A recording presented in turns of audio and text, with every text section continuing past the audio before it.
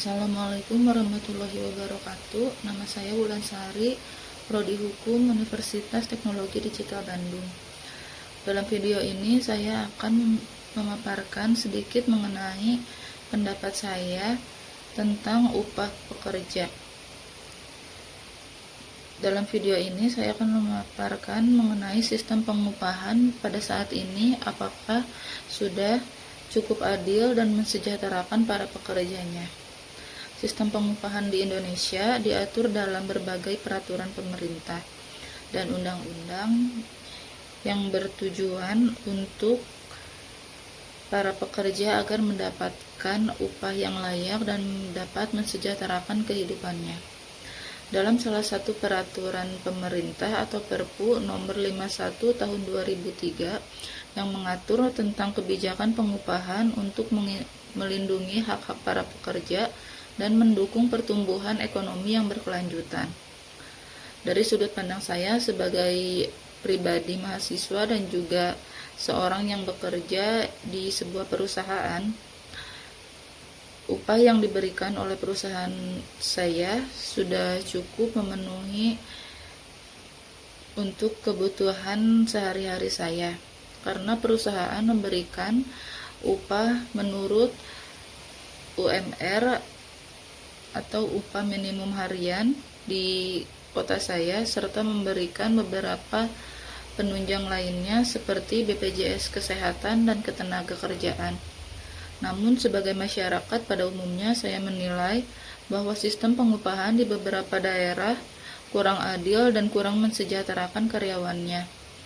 Seperti UMR pada beberapa bidang pekerjaan yang sama, tetapi di beda kota atau misalnya beda perusahaan, tetapi upah mereka masih di bawah UMR kota tersebut, atau UMR kota tersebut lebih kecil, padahal kebutuhan hidup dan tempat tinggal lebih mahal dibandingkan kota yang mendapatkan UMR lebih besar.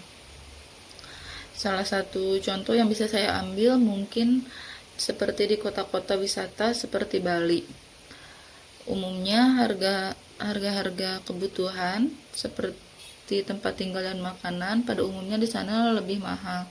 Padahal upah kerja minimum karyawan di sana lebih rendah dan tidak sebanding dengan kebutuhan dan keperluan yang mereka butuhkan. Meskipun ada upaya untuk menciptakan pengupahan yang adil, masih banyak terdapat tantangan dalam implementasinya. Beberapa pekerja, selain di tempat tersebut, juga di kota-kota kecil lainnya, merasa bahwa upah yang mereka terima belum mencukupi untuk memenuhi kebutuhan hidup mereka sehari-hari, terutama di daerah dengan biaya-biaya kehidupan yang tinggi. Selain itu, ada juga ketidaksetaraan upah dalam faktor dan sektor formal dan informal, serta antara pekerja dengan keterampilan yang berbeda-beda. Sebagai contoh, beberapa hal yang harus dibenahi oleh pemerintah dan pengusaha, seperti adanya perbedaan signifikan dalam pengupahan di antara sektor-sektor tersebut. Misalnya, sektor formal yang harus dibenahi adalah misalnya sektor formal yang mereka dapatkan seperti regulasi dan perlindungan. Pekerja di sektor formal biasanya dilindungi oleh Undang-Undang Ketenagakerjaan yang mencakup upah minimum, jam kerja, dan hak-hak lainnya seperti asuransi kesehatan serta pensiun. Lalu mereka mendapatkan stabilitas penghasilan. Penghasilan di sektor formal cenderung lebih stabil dan teratur karena adanya kontrak kerja dan sistem penggajian yang terstruktur.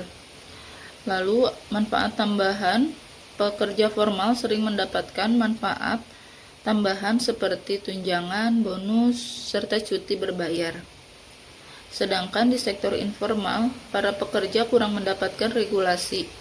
Pekerja di sektor informal sering seringkali tidak dilindungi oleh undang-undang ketenagakerjaan, sehingga mereka tidak memiliki jaminan upah minimum atau hak-hak yang lainnya. Penghasilan tidak menentu. Penghasilan di sektor informal cenderung tidak menentu dan sangat bervariasi tergantung situasi dan kondisi pasar serta permintaan pada saat itu. Lalu minim manfaat tambahan. Pekerja informal biasanya tidak mendapatkan manfaat tambahan seperti asuransi kesehatan maupun pensiun. Perbedaan ini menunjukkan bahwa pekerja di sektor informal seringkali menghadapi ketidakpastian ekonomi yang lebih besar dibandingkan para pekerja di sektor formal.